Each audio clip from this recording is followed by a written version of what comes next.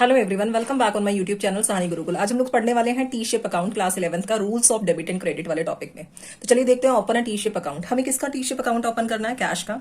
First जो हमारा transaction है वो है business started with cash ₹40,000, purchase goods ₹20,000, sold goods ₹24,000, paid rent 400, paid salaries 600, Drew for personal use 1000। तो जब हम टी शेप अकाउंट बनाएंगे तो हमें मॉडर्न क्लासिफिकेशन ध्यान में रखना है। कैश किसका पार्ट होता है? असेट का। और असेट में डेबिट क्या होता है? जब अगर आपका कैश इंक्रीज होगा तो डेबिट साइड रिकॉर्ड होगा, कैश अगर डिक्रीज हुआ तो क्रेडिट में रिकॉर्ड होगा। तो चलिए बनाते हैं टी शेप अकाउंट। हमने सबसे पहले यहाँ पे क्या लिखना है? नेम ऑफ अकाउंट, जिसका हम अकाउंट बना रहे हैं। तो हम क्या बना रहे हैं? Cash account. तो यहाँ पे हम क्या लिख देंगे? कैश अकाउंट लिख देंगे।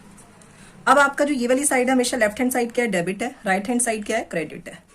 Debit that means increment in cash is debited. तो आप यहाँ पे लिख देंगे इंक्रीजमेंट रुपीज।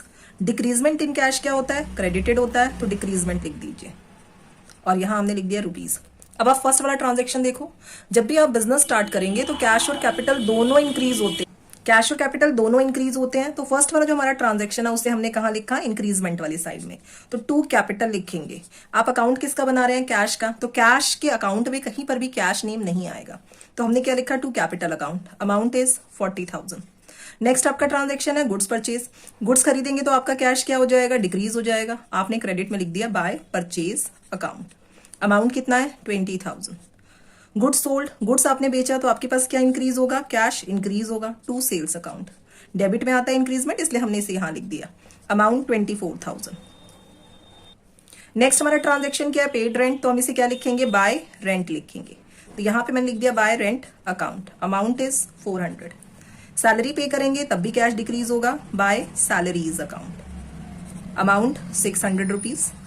नेक्स्ट हमारा क्या है? Drew for personal use. Personal use के लिए आपने अमाउंट में ड्रॉ किया। ये आपका क्या होता है? ड्रॉइंग। और ये भी क्या करेगा? कैश को रिड्यूस कर देगा।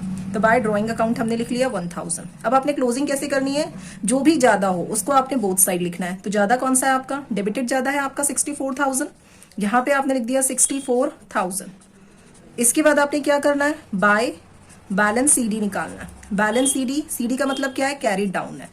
तो आपने क्या करना है? 64,000 में से ये जो कम वाला बैलेंस है ना हमारा 20,000 और 22,000, तो 22,000 आप डिडक्ट कर देंगे। ये कितना आ गया? 42,000। तो हमने यहाँ पे लिख दिया बैलेंस हमारा कितना है? 42,000 है। इसी तरह आप सारे टी शेप अकाउंट बना लेंगे। सपोज आपको कैपिटल अकाउंट बनाना हो तो यहाँ पे क्या आ जाएगा? हेड ऑफ अकाउंट आपका क्या है? कैपिटल अकाउंट है। डेबिट में डिक्रीजमेंट। कैपिटल डिक्रीज होगी तो डेबिट, और इंक्रीज होगी तो क्रेडिट। तो ये वाली जो इंक्रीजमेंट एंड डिक्रीजमेंट है, सिर्फ ये अपना प्लेसेस बदलेंगे एज पर द अकाउंट। बाकी सारा कुछ आपका रूल्स के अकॉर्डिंग चलता जाएगा। आई होप आपको टी शेप अकाउंट क्लियर हो गया होगा। वीडियो अगर पसंद आए तो वीडियो को लाइक कर लीजिए। चैनल पे नए हैं तो चैनल को सब्सक्राइब करना ना भूलें। Thanks for watching. मिलते हैं नेक्स्ट वीडियो में, जिसमें हम लोग कवर करने वाले हैं जर्नल।